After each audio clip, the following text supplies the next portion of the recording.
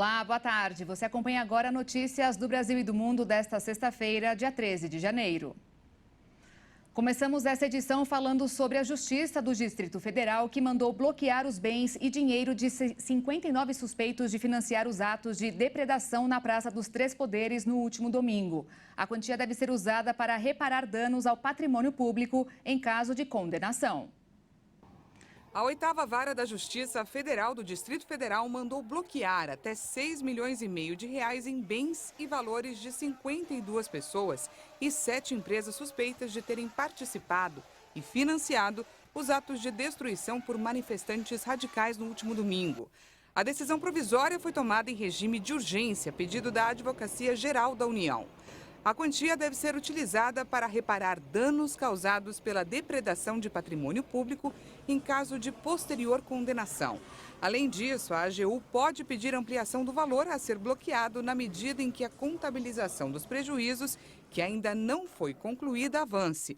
Ao pedir o bloqueio, a Advocacia Geral argumentou que os manifestantes e patrocinadores devem responder pelos danos solidariamente. A pasta também defendeu que a medida é necessária considerando a gravidade dos fatos praticados. Por cerca de 2 horas e meia, o governador afastado do Distrito Federal, Ibanez Rocha, prestou depoimento à Polícia Federal sobre os atos que ocorreram na Praça dos Três Poderes. Quando questionado pelo delegado responsável se ele sabia dos protestos e do risco de atos violentos, ele negou ter sido omisso. Disse que os órgãos de segurança do governo do DF estavam cientes da manifestação e prepararam em conjunto com o governo federal um protocolo integrado de ações, além de alegar que, como gestor, não participou das reuniões para a elaboração desse plano. Sendo assim, Ibanez negou conivência com as manifestações e que recebeu a informação de que a situação estava controlada pouco antes da invasão aos prédios dos poderes. Em áudio, o então secretário de Segurança Pública do Distrito Federal, em exercício, delegado Fernando de Souza Oliveira, disse que as coisas estavam transcorrendo de maneira tranquila, ordeira e pacífica. Essa gravação foi enviada pelo governador aos investigadores. E o ex-ministro da Justiça, Anderson Torres, afirmou que o texto da minuta encontrado em sua casa com conteúdo que pretendia mudar o resultado das eleições era para descarte. Anderson Torres afirmou que o texto da minuta encontrado pela Polícia Federal durante a busca e apreensão em sua casa seria triturado e foi divulgado fora de contexto. O documento era o rascunho do decreto para instaurar estado de defesa na sede do Tribunal Superior Eleitoral. O texto previa reverter o resultado da eleição presidencial em caso de derrota de Bolsonaro na disputa contra Lula. Torres afirmou que o documento estava em sua casa para descarte, juntamente com outros documentos. A Polícia Federal encontrou o documento no armário do ex-ministro. Segundo ele, tudo seria levado para ser triturado oportunamente. O ministro Gilmar Mendes, do Supremo Tribunal Federal, analisou o documento encontrado na casa de Anderson Torres. Para ele, esse documento levanta várias questões e não é revelador de boa intenção em relação à preservação dos parâmetros da democracia. Torres falou que no cargo de ministro da Justiça recebia sugestões e propostas dos mais diversos tipos. Cabe a quem ocupa tal posição o discernimento de entender o que efetivamente contribui para o Brasil. O advogado Rodrigo Roca, que atua na defesa do ex-ministro da Justiça Anderson Torres, informou que o manuscrito encontrado na casa de Torres não foi escrito por ele. Segundo ele, todos os dias tinha alguém que o procurava propondo golpe e estado de sítio. O Procon de São Paulo anunciou hoje que a Americanas teve cerca de 9.300 reclamações registradas por consumidores em 2022, 3.600 a mais que em 2021. E agora, devido ao rombo no valor de 20 bilhões de reais nas contas, a dúvida do órgão são os possíveis impactos para os clientes. A empresa terá que informar até que ponto ficam comprometidas as compras efetuadas pelos consumidores e detalhar quantos serão afetados, esclarecendo se as reclamações dos últimos 90 dias na plataforma do Procon de São Paulo têm relação com problemas noticiados e, em caso positivo, qual o plano de ação da empresa para a solução. A Americanas tem até o dia 17 para responder os questionamentos.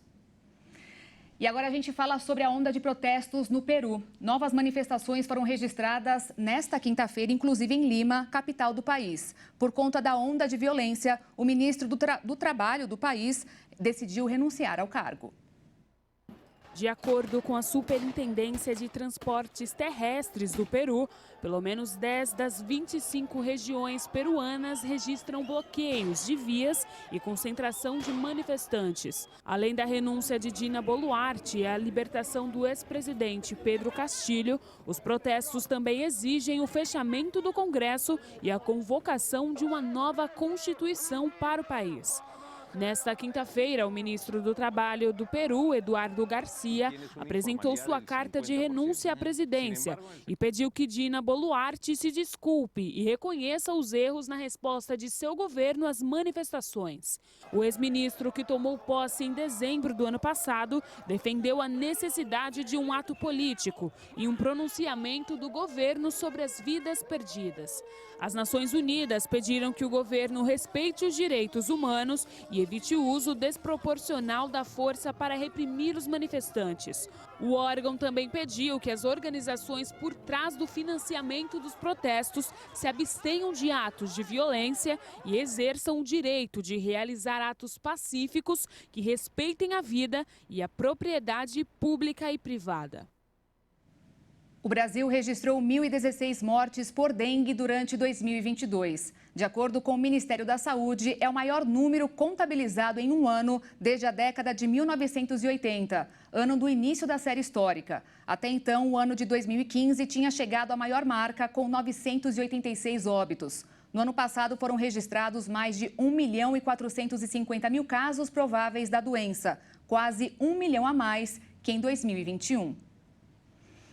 Pesquisadores da Fundação Oswaldo Cruz fizeram um alerta hoje para uma possível mudança no domínio das subvariantes Ômicron do coronavírus. Mudança que pode significar o crescimento da linhagem XBB, que tem causado uma onda de infecções nos Estados Unidos. Esse alerta é porque na última semana essa característica genética tem se tornado menos comum nas análises realizadas, o que indica que mais vírus presentes nas amostras colhidas em dezembro podem não pertencer à linhagem BA.5. O número de entradas irregulares na União Europeia em 2022 aumentou 64% em relação a 2021. O número de travessias irregulares nas fronteiras da União Europeia chegou a quase 330 mil em 2022. Isso representa um crescimento de 64% se comparado com o ano de 2021. De acordo com dados preliminares da Agência Europeia da Guarda de Fronteiras e Costeira, 2022 foi o segundo ano consecutivo que registrou aumento das travessias irregulares depois de uma leve queda durante a pandemia de Covid-19. As entradas pelas rotas dos Balcãs Ocidentais cresceram 132% a mais do que em 2021. Já as travessias irregulares pelo mar Mediterrâneo Oriental cresceram 51%. Ainda de acordo com o relatório, imigrantes vindos da Síria, Afeganistão e da Tunísia representaram 47% das entradas irregulares na Europa no ano passado. Cerca de 10% das imigrações irregulares foram realizadas por mulheres e 9% por menores de idade. Um brasileiro está pedindo que lhe devolvam uma obra de arte do pintor Van Gogh, que ele alega ter comprado em 2017 e perdido por anos. Segundo o colecionador, a obra foi localizada e exposta em um museu nos Estados Unidos. A tela Une liseuse de roman, também conhecida como a leitora de romances ou a dama leitora, do impressionista neerlandês Van Gogh, se tornou objeto de discórdia.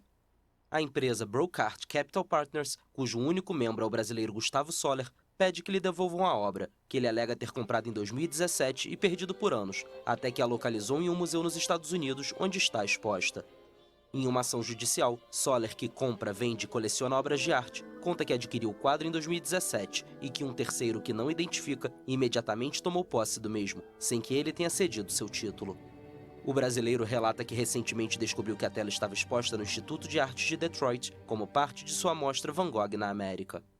Por medo de que o museu transferisse o quadro ao fim da exposição, que vai até 22 de janeiro, ou a entregue a um terceiro, Soller decidiu apelar para a justiça. 3 dias antes do fim da mostra, um tribunal do Michigan deve realizar uma audiência sobre o processo. A obra custou 3,7 milhões de dólares, mas calcula-se que valeria atualmente mais de 5 milhões. E eu fico por aqui. Mais informações no Jornal das 18h30 com a Maria Alice Dias e a Juliana Dariva. E às 10 da noite eu volto ao vivo com o Jornal das 22 ao lado de Alexandre Giaqueto. Obrigada pela sua companhia e desejo um ótimo final de semana para você. Tchau.